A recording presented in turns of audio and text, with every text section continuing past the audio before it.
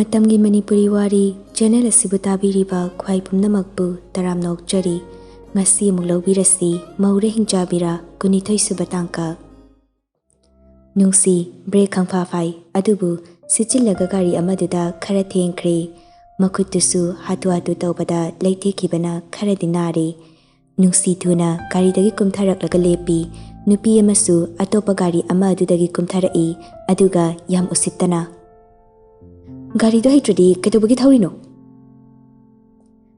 Gari se aina thauba hitabagi nataba male noina gari do horn subidana cross talk silapora male Gari ba nangna na mai thaklaga mai thakba idi sai chuchumna tharakli somgi leiriba gari gi position do amte yengbigadra Jackie su kumtharaklaga nupi ani duna launari badu khamdokna balaknei Angela Jackie na haiduga tabi banate machindu tumthoktana ngangli Gari se thengjin bada khadi khele asi semnaba paisa khadi piramba tabani Nakhoi na su gari se imang sida thokchilakpa aduga aina ri gari gi paisa bidiba Hai tongambi paisa du piro yam tuna akhoi se kana mange Nungsi su khara kakna Noina sakari origi bema nasaktu yengbada yamna songang male aduna wangang bada khara khari yenglaga ngang batamo ataba mina namana pana takpi tambi da bayam mankini Nangna aigi mai paga hekta pan biya bro Bema saunu nangi wahiduna palakpani ko aina soibo orgadi pige pesado noina haridu dagi hendokna su pitoke adu sunati hando se ai chatke Wahai asi hairam laga Nungsi gari ka khatuna thauraga chatkre Angela mamit khana Nungsi na chatkiba du yenglaga lehawi Jackie na Yarese manarurano kaisam sokpanate Ekoi su irang tau tau duna lakpada karam taurino ga bab oihodre kanade kakhalo chanaba tausi sakti phazana kakpa nupi ni hozgido nupi ne sakakla ke daudino adum chapu yanda loshin khardawni chalasi se Jackie ge Angela ga su kari da kakhaleduna hotel amada lakli mafam adu yoraduna kari pak tokshilamduna kari dagi kumtharai Angela di hotel mamang aduda kari khamlakpa aduda ngakna kaidunu ekhoin laisibo Hotel dani kaino Kaigi hotel dala aino Manungda hana changlase aduga ai fazana hairage Hoi Jackie ge Angela ga punna hotel aduda changsilaktuna room ama book tawraduna punna changminar e Ta nanggi se ibu Ngasi dagi nangse aigi nakta lehalage tawba Ta ado noi ma hoina aibu amu Khoi ma hoi karimta hairose Nangi maramda loina khangbani aina na hanangon tamni dudi imada haikrena Hoi adubudi hai ado nang kai chaninge ai order tawkige Kim chaningde da Yaradrene Masi hairaga Jackie ne Angela gi mamaida Nungsi na sikli Nungsi mayumde yokshilaktuna kariyada thaushilaklaga garage da thamlamle ngasi di Nungsi mayum halakpa khara thengkiba duda yamna kina imungda tumina changsilai Nungsi chakhum dekta changsili malem thoiba mama gi phone da game sanaraga chair famlaga leirami Divyana insang semlaga nakan na family Nungsi Nama How Ngasi kana leitaba yauge Maningi pudu leitre Oh ima hoi chatkibro Hoi Imaga tamuga chatkibani Oh adudi ekhoigi yumang leko mangi Phari nama aisu halakpagi firol hongdugige aduga chapu sing se phengnaba Hoi Nungsi su thuna chakhumdagi thoglai leirakliba furitudi magi kada pushinki aduga KFC hapa politina dudi chakhumgi table aduda thanamle Malim thoibana phone yenglamnaga haifet yengthorakpada KFC leramba aduda phone adu thamduna chage tawi aduda Divyana Thoiba hojiti chaba phate horen kona charo Mama kaigino ai chaningi Maningi pupudo leitabigini aduna hojiti chakino horen mama na chabi yare hairake adu kanja chatoba Hoi mama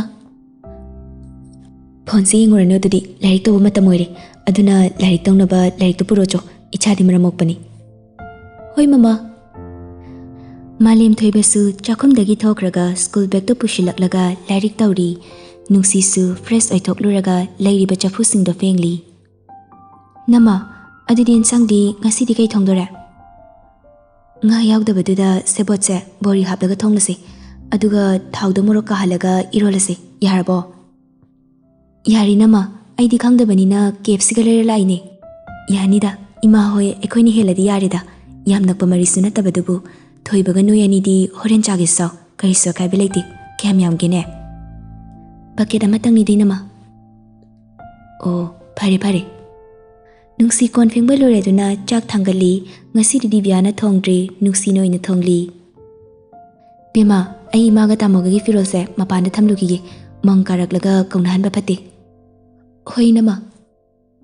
Divyana mamagi fanek amadi mapurebagi kudai mapanda mora amada thamli aduga lantern amaga khuzai de sing khara sohapli aduga tulsi mana khara sohaplaga thamli. Ngahak leiraga sakhiga paikhombaga su mangkarak leduna firoldo hongdokli mangchatpada setluba fidu hongdoklaga mapanda fawdoklamle aduga leiriba lantern aduda mai okladuna tulsi aduna masado khiktoklaga imungda changsilai. Sakhi chakhomda changsinduna chairda famtharai aduga masunupana lairik tawribadu yengli aduga Bema karin sang thongle. Nungsina khomlai. Ma sebo thonglini bori haplaga. Pare. Ngasai di khoido kyam sawning khangbra. Nangna kari sawning liba. Nupi amaga nupa amaga na aina gari do corner da lerakpada moina faisila inine. Sakhi su pakhatna. Nang di soodra gari di kyam tina soe. Ma khut se karnai aduga gari di rang khara kokle kasyam soodre. Aduga moina paisa piyu kain toksla ini. Aina thina haramlaga adum tada bida thauraga lakpa. Lakminai nupi duni sakyam nungsidrise. Angang yoy kay yeningdabana fizit chakchaduga. Pare nasa kaisu soodrido. Moiga manaba yaba nate. Pare lo shilo noisu ima su ngaktang potharugi. Hoi ma. Somdana san magi kade hiptuna pothari bobo su chak thongba loiraga mayam babu kauba lakli. Tamo chak chana batorasira. Hoi karin sang thongage. Nga thong siling asidi khara hauna chasina aduga iromba masu yauri. Oh, champuti yaudro. Aya, tamo adu chaudri ay muksemlake adugi wakalga ikaw kawi. Yare tawranu to. Kuiroi de tamo ngahaktani cooker da honani tang khongang karlori. Yari lao charse phulranu kaidorage charse dum. Hoi tamo. Bobo na chak thidoklaga thamliba tuda sansu makut hamlaga famli bobo su famladuna chak chaminari sana chak chana wangang lai. Nahanmu aina thabaki haibado adugi interview do haying torani haina ngasai ngona pau pirakpani. Tamo ai government ki thabaka tawningreda sida sum tawrage paisa mayam ama piro hairaktuine du sumu. Nangna thabak yawningdrasu interview do aduri chalusoko. Hoi adu tamo doctor nupi do phai ko. Khangdida phai haidoira phatti haidoira pharese chakse saru nang suwaram nani pothajaru ai dum loshin birage. Yarni tamo ina pothabiruro. Yade chalo naku thamdokduro aduga ai ka da leiba ising hapna bottle do adum da puthoro. Bobo su khuthamlaga thokri mayambagi ka da ising bottle do loba changsilai tanja chana lengi phone laklamba duda phone adu paidabida puraga sangi manakta lakli. Tamo phone lai. Ha kanagini yugundana. Dalen gini tamo. Payudana dude lauk thadolaga thana modum. Hoi tamo. Bobo su phone adu pairaduna loudspeaker tharaga sangi manakta thamli. Hello. Sahab ngasidi yam nungaiba pawam taida. Kai paw nai se. Koi bi chele haiba pawam tai nungai bro khongchetubu kamain toge.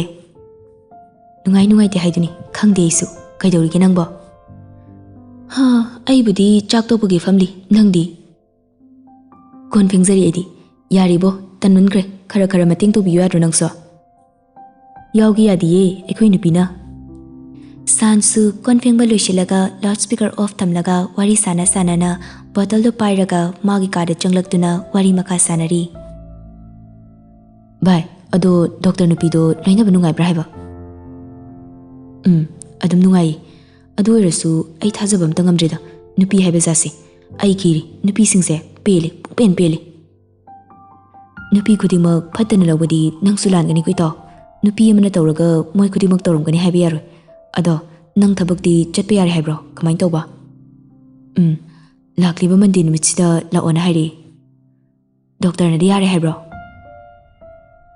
ꯌꯥꯔꯦ ꯐꯔꯦ ꯐꯔꯦ ꯑꯗꯣ ꯃꯁꯛꯇꯤ ꯑꯗꯨꯝ ꯌꯥꯕꯅꯤꯗ ꯅꯨꯄꯤ ꯃꯆꯥꯗꯣ ꯈꯪꯗꯦꯗ ꯑꯩ ꯌꯥꯝ ꯃꯨꯟꯅꯒ ꯌꯦꯡꯁꯤꯜꯂꯨꯗꯦꯗ ꯑꯗꯣ ꯃꯥꯅꯒꯤ ꯀꯦꯌꯔꯗꯤ ꯌꯥꯝ ꯂꯧꯕꯤ ꯀꯦꯌꯔ ꯂꯧꯔꯛꯏꯗꯣ ꯋꯥꯈꯜ ꯑꯃꯗꯤ ꯂꯩꯔꯤꯕꯅꯤ ꯑꯗꯣ ꯐꯣꯟ ꯅꯝꯕꯔꯒ ꯂꯧꯅꯗ꯭ꯔꯣ ꯅꯣꯏ ꯑꯅꯤꯕꯣ ꯉꯁꯥꯏ ꯃꯥꯅ ꯄꯤꯔꯛꯏ ꯑꯩꯒꯤꯁꯨ ꯂꯧꯈꯤꯕꯅꯤ ꯑꯗꯨꯏꯗꯤ ꯇꯧꯁꯤꯜꯂꯨꯗꯅ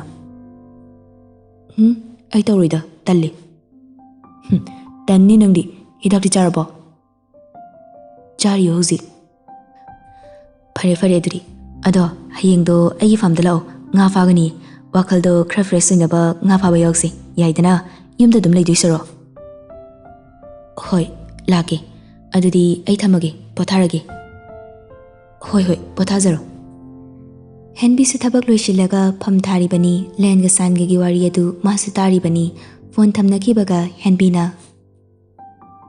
ꯗꯥ ꯅꯨꯡꯁꯤꯒ ꯗꯥ ꯁꯥꯟꯒ ꯀꯣꯏꯕ ꯆꯠꯂꯦ ꯍꯥꯏꯔꯣ ꯆꯠꯂꯦ ꯌꯥꯝ ꯐꯩꯅꯦ ꯑꯗꯨꯗꯤ ꯑꯅꯤꯗꯨ ꯅꯨꯡꯁꯤꯅꯔꯛꯂꯗꯤ ꯐꯈ꯭ꯔꯅꯤꯗ ꯑꯉꯥꯡꯗꯨꯁꯨ ꯌꯥꯝ ꯐꯕꯅꯤ ꯏꯪ ꯂꯥꯎꯔꯗꯅ ꯍꯣꯏ ꯑꯗꯣ ꯅꯪꯁꯨ ꯏꯪ ꯂꯥꯎꯔꯤꯁꯤꯗꯤ ꯏꯁ ꯗꯥ ꯌꯥꯔꯦ ꯇꯟꯖꯥꯁꯤꯗ ꯏꯔꯥꯡꯒ ꯇꯧꯔꯛꯏ ꯊꯥꯏꯅ ꯏꯕꯥꯅꯤꯒꯤꯗꯣ ꯅꯤꯡꯁꯤꯡꯂꯛꯇ꯭ꯔꯣ ꯃꯣꯏꯅ ꯇꯧꯅꯔꯤꯁꯤ ꯎꯕꯗ ꯑꯃꯨꯛ ꯅꯤꯡꯁꯤꯡꯕꯤꯔꯛꯂꯤꯕ ꯅꯪꯗꯤ ꯊꯥꯏꯅ ꯏꯀꯥꯏꯕꯁꯨ ꯌꯥꯝ ꯊꯤꯅ ꯈꯪꯗꯕꯗꯣ ꯑꯩꯅ ꯌꯥꯗ꯭ꯔꯦ ꯈꯪꯂꯗꯨꯐꯥꯎ ꯑꯩꯈꯣꯏ ꯊꯣꯡꯒꯥꯜꯗ ꯂꯨꯝꯕꯗꯣ ꯕꯦꯃꯥ ꯑꯩꯅ ꯅꯪ ꯂꯨꯃꯝꯗ꯭ꯔꯕ ꯉꯁꯤ ꯑꯩꯅ ꯅꯪ ꯐꯪꯂꯤꯁꯦ ꯐꯪꯕꯒꯤ ꯋꯥ ꯂꯩꯇꯦꯀꯣ ꯅꯪꯅ ꯐꯣꯟꯗ ꯁꯥꯎꯔꯤꯅꯤ ꯀꯥꯏꯅ ꯐꯣꯟꯒ ꯑꯣꯐ ꯇꯧꯁꯤꯟꯈ꯭ꯔꯦ ꯑꯗ ꯑꯩꯗꯤ ꯁꯣꯝꯗꯗꯤ ꯂꯩꯕ ꯌꯥꯗ꯭ꯔꯦ ꯑꯗꯨꯗ ꯂꯥꯛꯇꯥꯕ ꯅꯣꯏ ꯊꯣꯡꯒꯥꯜꯗ ꯑꯍꯤꯡ ꯂꯦꯛꯄ ꯐꯥꯎꯕ ꯌꯥꯎꯈꯤꯕꯅꯤꯀꯣ ꯑꯩ ꯍꯣꯏ ꯑꯩꯁꯨ ꯂꯣꯏ ꯈꯪꯖꯕꯗꯣ ꯈꯜꯂꯨꯔꯒ ꯅꯪꯁꯦ ꯑꯃꯨꯛ ꯐꯖꯅ ꯐꯨꯅꯤꯡꯕꯖꯥꯠꯅꯤ ꯗꯥ ꯑꯩꯉꯣꯟꯗꯒꯤ ꯍꯦꯛ ꯈꯨꯗꯣꯟꯅ ꯁꯣꯛꯂꯕ ꯑꯩꯗꯤ ꯏꯄꯥꯝꯗ ꯑꯗꯨꯝ ꯆꯠꯆꯈꯤꯗꯣꯏꯅꯤ ꯍꯩꯠ ꯐꯥꯒꯤ ꯇꯧꯅꯤ ꯁꯣꯅꯣꯁꯤꯗꯤ ꯏꯇꯨꯗꯕꯨ ꯍꯦꯛꯇ ꯄꯪꯐꯨ ꯌꯥꯕ꯭ꯔꯣ ꯁꯣꯝꯗꯅ ꯇꯣꯝꯕꯤꯆꯥ ꯄꯨꯡ 9 ꯇꯥꯔꯕ ꯐꯥꯎꯕ ꯃꯆꯥꯅꯨꯄꯤꯅ ꯍꯜꯂꯛꯇꯕ ꯑꯗꯨꯗ ꯃꯄꯥꯟꯗ ꯐꯝꯂꯒ ꯈꯨꯅꯤꯡ ꯀꯥꯡꯗꯅ ꯌꯦꯡꯗꯨꯅ ꯂꯩꯔꯤ ꯑꯕꯣꯏꯁꯨ ꯁꯥꯎꯕꯗ ꯃꯅꯥ ꯄꯥꯏꯕ ꯌꯥꯗ꯭ꯔꯦ ꯃꯄꯥꯟꯗ ꯊꯣꯛꯂꯛꯂꯒ ꯇꯣꯝꯕꯤꯆꯥꯗ ꯑꯣꯟꯁꯤꯜꯂꯤ ꯃꯁꯤ ꯊꯣꯛꯀꯅꯤꯅ ꯑꯩꯅ ꯑꯗꯨꯛ ꯌꯥꯝꯅ ꯁꯦꯟꯅꯕ ꯅꯠꯇ꯭ꯔꯣ ꯑꯗꯨ ꯐꯥꯎꯕꯗ ꯅꯪꯅ ꯅꯆꯥꯅꯨꯄꯤꯁꯦ ꯈꯔ ꯇꯧꯖꯁꯅꯣꯅ ꯐ꯭ꯔꯤ ꯊꯥꯕꯒꯤ ꯍꯧꯖꯤꯛꯇꯤ ꯐꯔꯦꯕꯁꯦ ꯑꯁꯨꯛ ꯊꯦꯡꯂ ꯐꯥꯎꯕꯗ ꯍꯟꯖꯤꯜꯂꯛꯇ꯭ꯔꯦꯗꯅ ꯕꯨꯡꯉꯣ ꯅꯪꯕꯨ ꯑꯝꯇ ꯇꯨꯃꯤꯟ ꯂꯩꯌꯨ ꯀꯩꯗꯧꯒꯦ ꯑꯩ ꯃꯊꯥ ꯌꯥꯝ ꯁꯥꯏꯀꯣ ꯀꯔꯤꯒꯤ ꯃꯊꯥ ꯁꯥꯔꯤꯕ ꯏꯃꯥꯗꯤ ꯅꯆꯥꯅꯨꯄꯤꯁꯦ ꯃꯧꯅꯦ ꯈꯪꯅ ꯂꯩꯁꯥꯕꯤ ꯁꯥꯍꯜꯂꯨꯕꯒꯤꯅꯤ ꯇꯧꯔꯤꯕ ꯂꯤꯂꯥ ꯃꯌꯥꯝꯁꯦ ꯏꯃꯥ ꯅꯪ ꯌꯥꯝ ꯁꯣꯏꯀꯣ ꯌꯥꯝ ꯁꯣꯏ ꯍꯥꯏꯁꯤꯅꯤ ꯃꯁꯤꯕꯨ ꯑꯩꯈꯣꯏꯅ ꯊꯣꯛꯍꯟꯕ꯭ꯔꯣ ꯌꯥꯔꯦ ꯏꯃꯥ ꯍꯌꯦꯡ ꯂꯧꯕꯨꯛꯇꯔ ꯂꯝꯍꯥꯡꯗꯔ ꯇꯨꯝ ꯂꯩꯔꯝꯕ꯭ꯔꯥ ꯅꯠꯇ꯭ꯔꯒ ꯃꯣꯛꯇꯔ ꯀꯩꯅꯣꯝꯃ ꯌꯦꯡꯅꯕ ꯇꯧꯔꯣ ꯑꯗꯨꯋꯥꯏꯗ ꯎꯪꯗꯅ ꯐꯝꯕꯅ ꯀꯔꯤꯁꯨ ꯀꯥꯟꯅꯔꯣꯏ ꯋꯥꯔꯛꯇꯣꯏ ꯃꯇꯝꯗꯅ ꯀꯥꯎ ꯊꯥꯕꯒꯨꯝ ꯊꯥꯗꯣꯛꯂꯒ ꯖꯤꯇꯦꯟꯁꯨ ꯇꯣꯔꯆ ꯑꯃ ꯄꯥꯏꯔꯒ ꯒꯦꯠꯂꯣꯝꯗꯒꯤ ꯆꯪꯁꯤꯜꯂꯛꯏ ꯖꯤꯇꯦꯟ ꯃꯇꯥ ꯁꯥꯅ ꯃꯥꯡꯒꯣꯜꯒꯤ ꯗꯥꯔꯤꯗ ꯐꯝꯂꯒ ꯃꯀꯣꯛ ꯄꯥꯏꯔꯒ ꯃꯁꯤ ꯊꯣꯛꯀꯅꯤꯅ ꯑꯩꯅ ꯅꯍꯥꯟ ꯍꯥꯏꯗ꯭ꯔꯣ ꯍꯧꯖꯤꯛꯇꯤ ꯀꯔꯤ ꯁꯥꯔꯦ ꯐꯖꯔꯦꯅꯦ ꯃꯃꯥ ꯅꯪꯅ ꯌꯥꯅꯤꯅ ꯅꯆꯥꯅꯨꯄꯤꯗꯨ ꯀꯟꯈꯠꯄꯗꯣ ꯐꯔꯦꯕꯁꯦꯀꯣ ꯃꯣꯏꯕꯥꯅ ꯍꯥꯏꯗꯨꯕꯨ ꯀꯔꯤꯅꯣ ꯅꯆꯥꯅꯨꯄꯥ ꯐꯪꯉꯦ ꯑꯩꯉꯣꯟꯗ ꯇꯥꯏꯅꯩ ꯑꯃ ꯐꯪꯉꯦ ꯑꯩꯉꯣꯟꯗ ꯇꯥꯏꯅꯩ ꯑꯩꯁꯤꯕꯨ ꯅꯣꯏ ꯃꯌꯥꯝꯒꯤ ꯇꯥꯏꯅꯐꯝꯂꯣ ꯃꯃꯥ ꯇꯥꯏꯅꯕꯒꯤ ꯋꯥ ꯅꯠꯇꯦꯅꯦ ꯑꯩꯈꯣꯏꯅ ꯍꯥꯏꯔꯤꯕꯁꯦ ꯃꯃꯥ ꯅꯪꯅ ꯈꯨꯗꯤꯡꯃꯛꯁꯦ ꯌꯦꯡꯁꯤꯟꯒꯗꯕ ꯅꯠꯇ꯭ꯔꯣ ꯍꯩ ꯃꯆꯦꯁꯤꯡꯗꯒ ꯂꯥꯛꯄ꯭ꯔꯥ ꯍꯥꯏꯅ ꯍꯪꯉꯣ ꯑꯝꯇ ꯉꯁꯥꯏꯅ ꯇꯧꯔꯕꯅꯤ ꯂꯥꯛꯇꯦꯅ ꯍꯥꯏꯔꯛꯏ ꯀꯝꯗꯧꯅꯤ ꯑꯗꯨꯗꯤ ꯀꯗꯥꯏꯗꯅꯣꯕ ꯍꯧꯖꯤꯛꯄꯨ ꯑꯩꯈꯣꯏꯅ ꯃꯥꯕꯨ ꯊꯤꯔꯨꯗꯣꯏꯁꯦ ꯅꯠꯇꯦ ꯃꯥꯕꯨ ꯆꯦꯟ ꯆꯣꯡꯗꯅꯒ ꯇꯧꯈ꯭ꯔꯕ ꯖꯥꯠꯂ ꯍꯥꯏꯕ ꯃꯃꯥꯒꯤ ꯋꯥꯍꯩꯗꯨꯗ ꯑꯕꯣꯏꯁꯨ ꯉꯛꯅ ꯅꯆꯥꯅꯨꯄꯤꯗꯨꯗꯤ ꯀꯅꯥꯗ ꯆꯦꯜꯂꯝꯗꯣꯏꯕ ꯃꯗꯨꯕꯨ ꯑꯩꯅ ꯈꯪꯕ꯭ꯔꯣ ꯆꯦꯜꯂꯝꯕ ꯊꯣꯛꯂꯒꯗꯤꯅꯦ ꯍꯟꯗꯛꯃꯨꯛꯇꯤ ꯅꯍꯥꯟꯕꯨꯛꯀꯤ ꯑꯗꯨꯃꯥꯏꯅ ꯇꯧꯕ ꯌꯥꯔꯣꯏꯀꯣ ꯄꯥꯟꯖꯈꯤꯅꯕ ꯇꯧꯒꯗꯕꯅꯤ ꯍꯩ ꯃꯃꯥ ꯆꯦꯜꯂꯝꯂꯗꯤ ꯐꯩꯅꯦ ꯑꯗꯨ ꯅꯠꯇꯗꯅ ꯑꯃꯨꯛ ꯃꯣꯏꯕꯥ ꯍꯌꯦꯡ ꯑꯌꯨꯛ ꯐꯥꯎꯕꯗꯪ ꯌꯦꯡꯂꯁꯤ ꯑꯗꯨꯒ ꯀꯩꯅꯣꯗꯣ ꯈꯟꯅꯔꯁꯤ ꯍꯥꯏꯖꯔꯤꯕ ꯍꯥꯏꯕꯗꯨꯅꯤ ꯇꯣꯝꯕꯤꯆꯥꯁꯨ ꯃꯥꯁꯨ ꯈꯪꯍꯧꯗꯕꯅꯤꯅ ꯍꯟꯗꯛꯇꯤ ꯃꯥꯁꯨ ꯃꯁꯥꯗꯨ ꯂꯩꯇꯥꯖꯗꯦ ꯀꯗꯥꯏꯗ ꯂꯩꯔꯝꯒꯅꯤ ꯍꯥꯏꯕ ꯄꯥꯎꯁꯨ ꯈꯪꯗꯕꯅ ꯃꯆꯥꯅꯨꯄꯤꯅꯁꯨ ꯍꯥꯏꯔꯛꯄ ꯀꯧꯕ ꯂꯩꯇꯦ ꯑꯗꯨꯃꯛꯄꯨ ꯑꯃꯨꯛꯁꯨ ꯆꯦꯜꯂꯝꯂꯗꯤ ꯐꯅꯤꯗ ꯍꯥꯏꯅꯁꯨ ꯈꯟꯗꯣꯛꯂꯤ ꯀꯔꯤꯒꯨꯝꯕ ꯃꯆꯥꯅꯨꯄꯤ ꯗꯣꯂꯤꯅ ꯍꯥꯏꯕ ꯅꯨꯄꯥꯗꯨꯗ ꯆꯦꯡ ꯆꯣꯡꯂꯝꯂꯗꯤ ꯐꯈ꯭ꯔꯅꯤꯗ ꯈꯟꯗꯨꯅ ꯃꯅꯨꯡꯗ ꯆꯪꯅꯈ꯭ꯔꯦ Somdana Nungsi phamungda hiptuna Sangi wakhalda ngauraga leiri manakta leirib phone da lauraduna Dasan haina thariba number aduda changlaga yengduna lei. Manak adudana Matamthoibasu ishishina tumli angang adugi makokta tabli sunanbiri hiplambadagi wakalamada hogalakduna corridorda leiriba chair aduda famduna phone aduda munna chagadaba makhai yengli.